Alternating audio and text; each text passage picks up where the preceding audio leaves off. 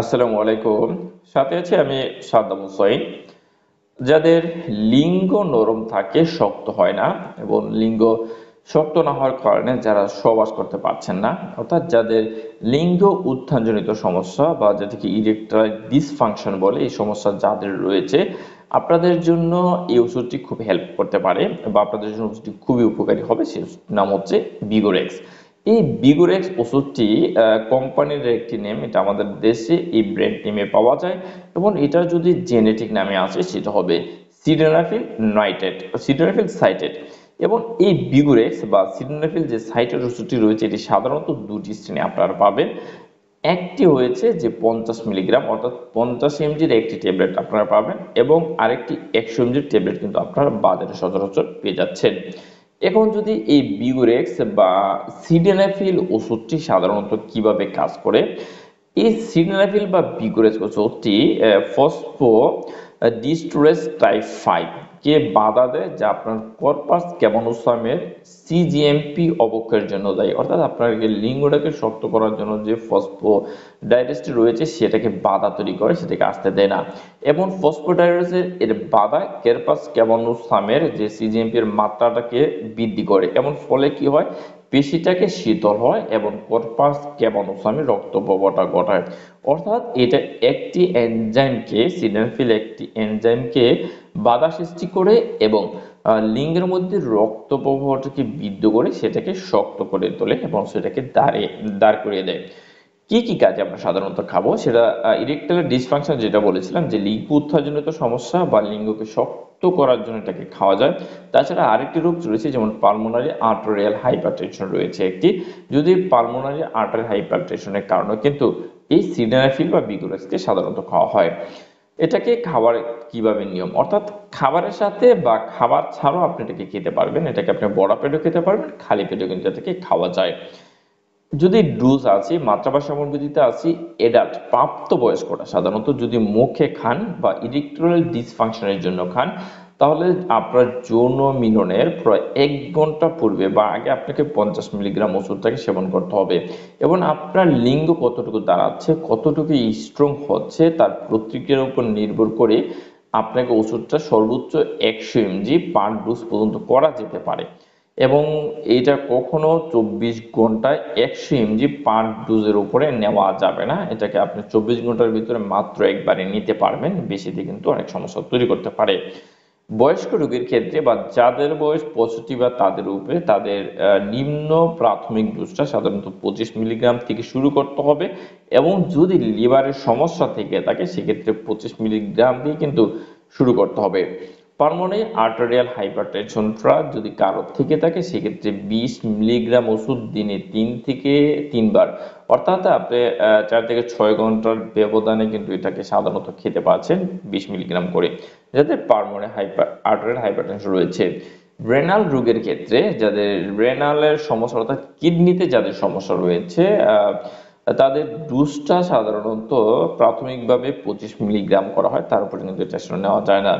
এবং কন্ট্রাইন্ডিকেশন, অর্থাৎ কারা এটাকে খেতে পারবে না, যাদের হচ্ছে অসংবেদনশীলতা রয়েছে, অতি যেটা সংবেদনশীল, অর্থাৎ যাদের হাইপার সেন্সিটিভ রিঅ্যাকশন রয়েছে তারা এটাকে খেতে পারবে না। এবং আরেকটি বিষয় রয়েছে, রোগীরা একযোগে বা বিরতিহীনভাবে যে কোনো আকারের জৈব নাইট্রেট যদি ব্যবহার করে থাকেন, আপনি যদি লিঙ্গ শক্ত করার যদি অন্য কোনো ওষুধ খেয়ে থাকেন, তাহলে সেই ওষুধের সাথে এই বিগোরেক্স বা সিডেনাফিলটাকে সাধারণত কিন্তু খাওয়া যাবে না। কিছু সতর্কতা রয়েছে আপনার বিগোরেক্স বা সিডেনাফিল খাওয়ার ক্ষেত্রে। পুরুষাঙ্গের শরীরবৃত্তীয় বিকৃতি বা এমন অবস্থা যা আপনার পিপারিজম রয়েছে, যেমন সিকল সেলস এনিমিয়া রয়েছে, মায়োলোমা বা লিউকেমিয়া যদি থাকে, হতে পারে, বা যাদের এরকম রোগ রয়েছে তাদের ক্ষেত্রে ব্যবহারের সতর্কতা অবলম্বন করতে হবে। হালকা ক্ষণস্থায়ী দুঃসম্পর্কিত যে রঙের বৈষম্য, অর্থাৎ যারা নীল এবং সবুজ রঙের মধ্যে পার্থক্য তৈরি করতে পারে, যাদের সবুজ এবং নীল রঙের মধ্যে পার্থক্য করতে পারে না, তারা কি এটাকে সতর্কতার সাথে খেতে হবে। যাদের হেপাটিক বা লিভারের গুরুতর সমস্যা রয়েছে, বা কিডনিতে সমস্যা রয়েছে, কিডনি ফেলের রোগী হয়ে থাকেন, এবং যাদের রক্তপাতের বিধি, অর্থাৎ কোনো প্রকার যদি রক্ত শরীর থেকে বের হয় বা কোনো প্রকার হেমোরেজ হওয়ার যদি কোনো চান্স থাকে, সেসব রোগীরা সাধারণত এই সিডেনাফিল বা ভিগোরেক্সটাকে সতর্কতার সাথে খেতে হবে।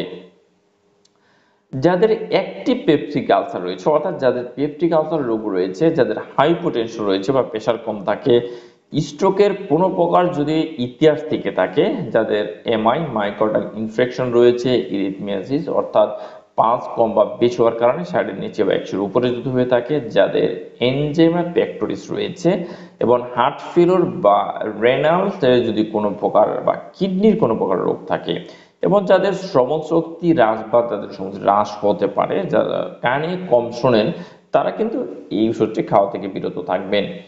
যদি পার্শ্ব প্রতিক্রিয়াটা করি, সাধারণত 10% যেটা করে মাথা ব্যথাটা করতে পারে, 7 থেকে 16% করে, এবং 1 থেকে 10%-এর মধ্যে আপনার ফ্লাশিংটা করে 4 থেকে 10%, এপিস্ট্রাকটিস করে আপনার 8%, অর্থাৎ নাক দিয়ে রক্ত আসতে পারে।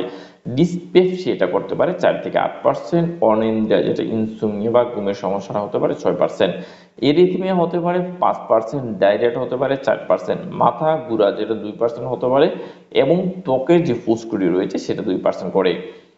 অন্য ওষুধের সাথে কি ইন্টারাকশন করে বা অন্য ওষুধের সাথে কি সে প্রতিক্রিয়া তৈরি করতে পারে? Kip2.3 A4 এর ইনহিবিটর যেমন আপনার সিমিটিডাইন এবং ইরিথ্রোমাইসিনের বডি সিডেনাফিলের যে ক্লিয়ারেন্সটা সেটা কমাতে পারে, অর্থাৎ এটা শরীর থেকে যে মাধ্যমে বেড়ে যাচ্ছে সে বেড়ে যাওয়াটাকে কমায় দিতে পারে।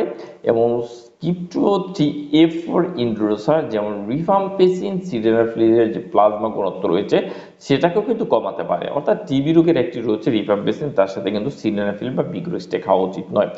বিটা ব্লকারের সাথে যদি আপনি ব্যবহার করেন তাহলে আপনার হাইপোটেনশন অর্থাৎ ব্লাড প্রেশারটা কমে যেতে পারে, এবং রিটুনাবিরের সাথে যদি আপনি খান তাহলে আপনার প্লাজমা ঘনত্বটা কিন্তু সে বৃদ্ধি করতে পারে।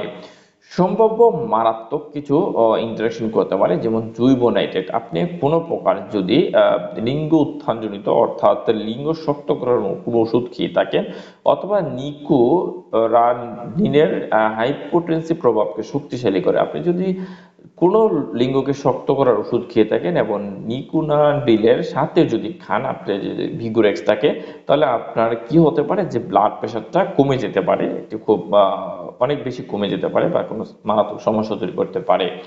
তাহলে এই ছিল ভিগোরেক্স অর্থাৎ লিঙ্গ শক্ত করার বা লিঙ্গকে দাঁড় করানোর যে ওষুধ ভিগোরেক্স বা সিডেনাফিল, সে বিষয়টি নিয়ে বিস্তারিত আলোচনা। যদি ভিডিওটি আপনার ভালো লাগে অবশ্যই ভিডিওটি একটি লাইক করবেন, কমেন্টস করে আপনার মতামত দিতে পারেন, প্রশ্ন করতে পারেন। আমি চেষ্টা করব আপনাদের প্রতিটি প্রশ্নের উত্তর দেওয়ার জন্য। ভিডিওটিকে শেয়ার করে দেওয়ার জন্য অনুরোধ করছি, অবশ্যই ভিডিওটিকে শেয়ার করে দেবেন। পরবর্তী ভিডিও নিয়ে খুব শীঘ্রই ফিরে আসবো। সে পর্যন্ত ভালো থাকুন, সুস্থ থাকুন, আল্লাহ হাফেজ।